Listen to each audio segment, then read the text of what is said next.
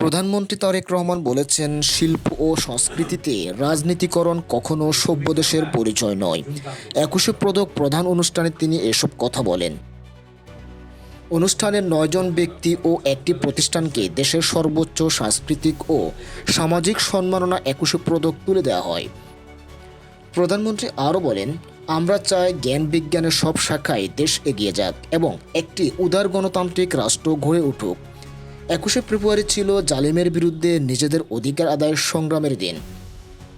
তিনি শিক্ষার্থীদের ও সংস্কৃতি কর্মীদের উদ্দেশ্য করে বলেন, সুশিক্ষা, মানবিক মূল্যবোধ ও সৃজনশীলতা প্রসারে আমাদের সকলের দায়িত্ব। সংস্কৃতি ও কলা কখনো শুধুই বিনোদনের মাধ্যম নয়, এটি জাতির প্রাণের অংশ। যারা মুক্তি ও ন্যায়ের জন্য লড়েছেন তাদের ত্যাগ আমাদের অনুপ্রেরণা দেয়। উদারতা, গণতন্ত্র ও জ্ঞান চর্চা ছাড়া কোনো দেশ সত্যিকার অর্থে উন্নত হতে পারে না।